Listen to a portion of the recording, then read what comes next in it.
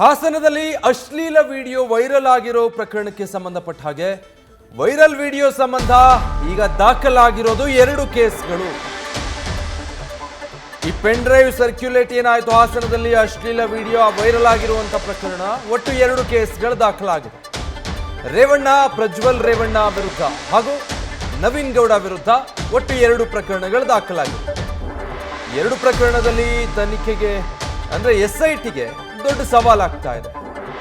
ಒಂದು ಲೀಡ್ ಸಿಗದೆ ಪರದಾಡ್ತಾ ಇದ್ದಾರೆ ಒಂದು ಪ್ರಕರಣದಲ್ಲಿ, ಮತ್ತೊಂದರಲ್ಲಿ ಟೆಕ್ನಿಕಲ್ ಸಮಸ್ಯೆ ಎದುರಾಗ್ತಾ ಇದೆ.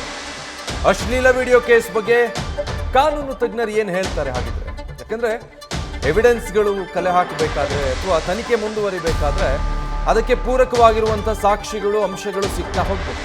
ಬಟ್ ಈ ಪ್ರಕರಣದಲ್ಲಿ ಹಾಗಾಗ್ತಾ ಇಲ್ಲ. ಒಟ್ಟು 2 ಕೇಸ್ಗಳು ದಾಖಲಾಗಿದೆ. 2 ಕೇಸ್ನಲ್ಲಿ ಒಂದಲ್ಲ ಒಂದು ಲೋಪಗಳು ಕಂಡು ಬರ್ತಾ ಇದೆ ಅನ್ನೋ ಹಾಗೆ.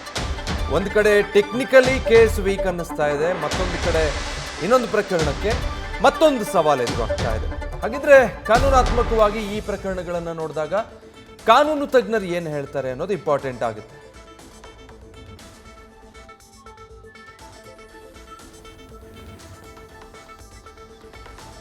ಸೊ ಈ ಪ್ರಕರಣಗಳಿಗೆ ಸಂಬಂಧಪಟ್ಟ ಹಾಗೆ ಈಗ ಈ ರೀತಿಯಾದಂತಹ ಸಮಸ್ಯೆ ಒಂದು ರೀತಿ ಸವಾಲು ನಿಜಕ್ಕೂ ಕೂಡ SITಗೆ ಎದುರಾಗಿರುವಂಥದ್ದು.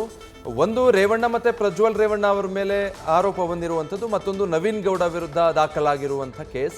2 ಪ್ರಕರಣದಲ್ಲಿ SITಗೆ ಸವಾಲಾಗ್ತಾ ಇರೋದು. ಒಂದರಲ್ಲಿ ಲೀಡ್ ಸಿಗ್ತಾ ಇಲ್ಲ, ಮತ್ತೊಂದರಲ್ಲಿ ನೋಡಿದ್ರೆ ಟೆಕ್ನಿಕಲಿ ಅಲ್ಲಿ ಯಾವುದೇ ಸಾಕ್ಷಿ ಲಭ್ಯ ಆಗೋದು ಅಥವಾ ಟೆಕ್ನಿಕಲಿ ಪ್ರಕರಣ ಬಹಳ ಸ್ಟ್ರಾಂಗ್ ಆಗಿ ಕಂಡು ಬರೋದು ಏನು ಕಂಡು ಬರ್ತಾ ಇಲ್ಲ. ಈ 2 ಕಾರಣಗಳಿಂದಾಗಿ 2 ಕೇಸ್ನಲ್ಲಿ ಒಂದು ರೀತಿ ಕಾನೂನಾತ್ಮಕವಾಗಿ ಏನೆಲ್ಲ ಪೂರಕವಾದಂಥ ಸಾಕ್ಷಿಗಳು ಬೇಕು, ಟೆಕ್ನಿಕಲಿ ಅಥವಾ ಒಂದು ಲೀಡ್ ಸಿಗೋದು, ಅದು ಯಾವುದು ಕೂಡ ಈ 2 ಪ್ರಕರಣಗಳಲ್ಲೂ ಕಂಡು ಬರ್ತಾ ಇಲ್ಲ. ಹಾಗಿದ್ರೆ ಇಂಥ ಸವಾಲಿಟ್ಕೊಂಡು SIT ತನಿಖೆಯನ್ನು ಈ ಪ್ರಕರಣಗಳಲ್ಲಿ ಹೇಗೆ ಮುಂದುವರಿಸುತ್ತೆ? ಇಂಥ ಪ್ರಕರಣಗಳಿದ್ದಾಗ ಕಾನೂನು ತಜ್ಞರು ಈ ಪ್ರಕರಣಗಳ ತನಿಖೆಗೆ ಸಂಬಂಧಪಟ್ಟ ಹಾಗೆ ಏನು ಹೇಳ್ತಾರೆ ಅನ್ನೋದು ಕುತೂಹಲಕ್ಕೆ ಕಾರಣ ಆಗ್ತಾ ಇದೆ.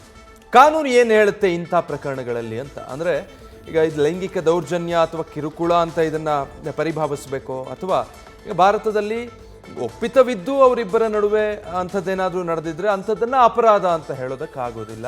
ಸೊ ಅದನ್ನು ಸಾಕ್ಷಿ ಮೂಲಕ ಪ್ರೂವ್ ಮಾಡಬೇಕಾಗುತ್ತೆ. ಇದೆಲ್ಲವೂ ಕೂಡ ಕಾನೂನಿನಲ್ಲಿ ಯಾವ ರೀತಿ ಹೇಳುತ್ತೆ ಅನ್ನೋದು, ತಜ್ಞರು ಏನು ಹೇಳ್ತಾರೆ ಅನ್ನೋದೇ ಕುತೂಹಲ. ಡೀಟೇಲ್ಸ್ ಕೊಡ್ತಾರೆ ನ್ಯೂಸ್ ಡೆಸ್ಕ್ನಿಂದ ವಿಷ್ಣು ಪ್ರಸಾದ್ ಲೈವ್ನಲ್ಲಿ ಜಾಯ್ನ್ ಆಗ್ತಾ ಇದ್ದಾರೆ. ವಿಷ್ಣು ಪ್ರಸಾದ್, ಈಗ 2 ಪ್ರಕರಣಗಳು, ಬಟ್ 2ರಲ್ಲೂ ಅಡೆತಡೆಗಳಿದೆ SIT ತನಿಖೆಗೆ. ಕಾನೂನು ತಜ್ಞರು ಏನು ಹೇಳ್ತಾರೆ ಸದ್ಯ ಇಲ್ಲಿರುವಂಥ ಲೂಪ್ ಹೋಲ್ಸ್ಗಳಿಗೆ ಸಂಬಂಧಪಟ್ಟ ಹಾಗೆ?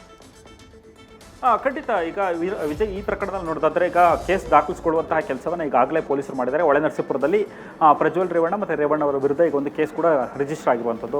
ಮೊದಲನೇದಾಗಿ ಆರೋಪಿ ಆಗಿ ರೇವಣ್ಣ ಅವರು ಮಾಡಿದರೆ, ಎರಡನೇದಾಗಿ ಪ್ರಜ್ವಲ್ ರೇವಣ್ಣ ಅವರು ಮಾಡಿದರೆ. ಇದು ಈ ಪ್ರಕರಣದಲ್ಲಿ ಅಂದರೆ ಅಶ್ಲೀಲ ವಿಡಿಯೋ ವೈರಲ್ ಆಗಿರುವಂತಹ ಪ್ರಕರಣಕ್ಕೆ ಸಂಬಂಧಪಟ್ಟಂತೆ ಓರ್ವ ಸಂತ್ರಸ್ತೆ ಕೊಟ್ಟಿರುವಂತಹ ದೂರಿನ ಮೇರೆಗೆ ದಾಖಲಾಗಿರುವಂತಹ ಒಂದು ಪ್ರಕರಣ. ಆ ಪ್ರಕರಣದಲ್ಲೂ ಕೂಡ ನಾವು ಒಂದಷ್ಟು ನೋಡೋದಾದ್ರೆ ಒಂದಷ್ಟು ಟೆಕ್ನಿಕಲ್ ಲೂಪ್ ಹೋಲ್ಸ್ಗಳನ್ನು ನಾವು ಗಮನಿಸ್ತಾ ಹೋಗ್ಬೋದು. ಮೊದಲನೇದಾಗಿ ಅಲ್ಲಿ ಆಕೆ ಆರೋಪ ಮಾಡಿರುವಂಥದ್ದು ರೇವಣ್ಣ ಅವರ ವಿರುದ್ಧ ತನ್ನನ್ನು ಹಿಡಿದು ಎಳೆಯುವಂತಹ ಕೆಲಸವನ್ನು ಮಾಡಿದ್ರು ಅನ್ನೋ ಒಂದು ಆರೋಪನ ಒಂದು ಕಡೆ ಮಾಡ್ತಾರೆ. ಇನ್ನೊಂದು ಕಡೆ ಪ್ರಜ್ವಲ್ ಸರಿ ಇಲ್ಲ, ಆತನ ವಿರುದ್ಧ ಏನೋ ಜಾಗರೂಕವಾಗಿರಿ ಅನ್ನೋ ಒಂದು ಪಾಯಿಂಟನ್ನು ಉಲ್ಲೇಖವನ್ನು ಮಾಡ್ತಾರೆ. ಅಂದರೆ ಅಲ್ಲಿ ಸ್ಪಷ್ಟವಾಗಿ ಹೇಳೋದೇನಂತಂದರೆ ಆಕೆಯ ಮೇಲೆ ಲೈಂಗಿಕ ದೌರ್ಜನ್ಯ ಆಗಿದೆ ಅನ್ನೋಂಥದ್ದನ್ನು ಮೆನ್ಷನ್ ಮಾಡ್ತಾರೆ. ಮತ್ತು ಹಾಕಿರುವ ಸೆಕ್ಷನ್ಗಳನ್ನು ಕೂಡ ನೋಡೋದಾದ್ರೂ ಕೂಡ ಇಲ್ಲಿ ಯಾವುದು ಕೂಡ 376 ಇಲ್ಲ, ಮತ್ತು ಅತ್ಯಾಚಾರ ಆಗಿದೆ ಅನ್ನೋ ಒಂದು ಪಾಯಿಂಟನ್ನು ಆಕೆ ಉಲ್ಲೇಖ ಮಾಡಿಲ್ಲ. ಕೇವಲ ಲೈಂಗಿಕ ದೌರ್ಜನ್ಯ ಆಗಿದೆ ಅನ್ನೋ ಒಂದು ಅಂಶವನ್ನು ಮಾತ್ರ ಉಲ್ಲೇಖ ಮಾಡಿರುವಂಥದ್ದು. ಇದು ಮೊದಲನೇದಾಗಿ ಈ ಪ್ರಕರಣದಲ್ಲಿ ಸಿಗುವಂತಹ ಪ್ರಥಮವಾದಂಥ ಲೂಪು. ಮತ್ತು ಇದೇ ಆಧಾರದ ಮೇರೆಗೂ ಕೂಡ ಅವರು ನೆಕ್ಸ್ಟ್ ಇದನ್ನು ಚಾಲೆಂಜ್ ಮಾಡೋಕ್ಕೂ ಕೂಡ ಕಾನೂನಲ್ಲಿ ಅವಕಾಶ ಇರುವಂಥದ್ದು ಒಂದು ಕಡೆ. ಇನ್ನೊಂದು, ಇಡೀ ಪ್ರಕರಣಕ್ಕೆ ಸಂಬಂಧಪಟ್ಟಂತೆ ನೋಡೋದಾದರೆ ಇಲ್ಲಿ ತನಕ ಸಂತ್ರಸ್ತರು ಹೇಳಿಕೆ ಕೊಡುವಂಥದ್ದೇನಿದೆ ಇದು ತುಂಬಾ ಮುಖ್ಯ ಆಗುತ್ತೆ.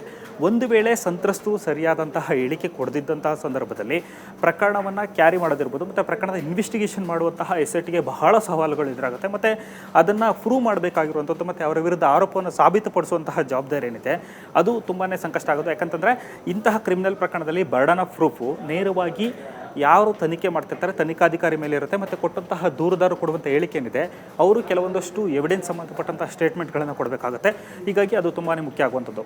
ಇನ್ನು ಮೊದಲನೇದಾಗಿ ಈ ಪ್ರಕರಣ ನೋಡೋದಾದರೆ ಇಲ್ಲಿ ಆಗಿರುವಂತಹ ವೀಡಿಯೋಸ್ ನೋಡ್ತಾ ಹೋದಂಥ ಮೇಲೆ, ಅಂದರೆ ಈಗಾಗಲೇ ವೈರಲ್ ವೀಡಿಯೋಸ್ ಏನಿದೆ ಈ ವೈರಲ್ ವೀಡಿಯೋಸ್ನಲ್ಲಿ ಗಮನಿಸೋದಾದರೂ ಕೂಡ ಇಲ್ಲಿ ಸಂತ್ರಸ್ತರ ವಿರುದ್ಧ ಆಗಿರುವಂತಹ ಅವರ ವಿರುದ್ಧ ಆಗಿದೆ, ಘಟನೆ ನಡೆದಿದೆ, ಅವರಿಗೆ ಕಿರುಕುಳ ಆಗಿದೆ, ಈ ಎಲ್ಲ ಆರೋಪವನ್ನು ಒಂದು ಕಡೆ ಆಗ್ತಾ ಇರುವಂಥದ್ದು. ಈ ರೀತಿ ಮಾಡುವಂಥ ಸಂದರ್ಭದಲ್ಲಿ ಕೂಡ ಅವರಿಗೆ ಬಲವಂತವಾಗಿ ಕಿರಿಕಿರಿ ಕೊಟ್ಟಿರುವಂತಹ ದೃಶ್ಯಗಳು ಬಹುತೇಕ ಕಡಿಮೆ ಇರುವಂಥದ್ದು. ಇದು ಮೊದಲನೇ ಲೀಡ್ ಸಿಗುವಂಥದ್ದು. ಯಾಕಂತಂದರೆ ಇಲ್ಲಿ ಸಂತ್ರಸ್ತ ಕೊಡುವಂತಹ ಸ್ಟೇಟ್ಮೆಂಟಲ್ಲಿ ಅವರು ಅನೇಕ ವಿಧವಾದಂಥ ಹೇಳಿಕೆಗಳನ್ನು ಕೊಡ್ತಾ ಹೋಗ್ಬೋದು. ಆದರೆ ಕೆಲವೊಂದಷ್ಟು ಹೇಳಿಕೆಗಳನ್ನು ಕೊಟ್ಟರೆ ಮಾತ್ರ ಇಲ್ಲಿ ಪ್ರಜ್ವಲ್ ರೇವಣ್ಣ ಅವರಿರ್ಬೋದು ಅವರ ವಿರುದ್ಧ ಆಗುವಂತಹ ಕ್ರಮಕ್ಕೆ ಸಾಧ್ಯತೆಗಳಿರುವಂಥದ್ದು. ಮೊದಲನೇದಾಗಿ ಯಾವೆಲ್ಲ ಹೇಳಿಕೆ ಕೊಟ್ಟರೆ ಸಮಸ್ಯೆ ಆಗುತ್ತೆ ಅಂತ ನೋಡೋದಾದರೆ, ಒಂದು, ಪ್ರಜ್ವಲ್ ರೇವಣ್ಣ ನನ್ನನ್ನು ಬಲವಂತವಾಗಿ ದುರ್ಬಳಕೆ ಮಾಡಿಕೊಳ್ಳುವಂತಹ ಕೆಲಸವನ್ನು ಮಾಡಿದರು ಅನ್ನೋ ಒಂದು ಪಾಯಿಂಟನ್ನು ಆಕೆ ಕೊಡುವಂಥ ಸ್ಟೇಟ್ಮೆಂಟ್ ಏನಿದೆ ಇದು ಪ್ರಜ್ವಲ್ ರೇವಣ್ಣ ಅವರಿಗೆ ಮುಂದೆ ಸಂಕಷ್ಟ ಆಗುವಂಥ ಸಾಧ್ಯತೆ ಇದೆ.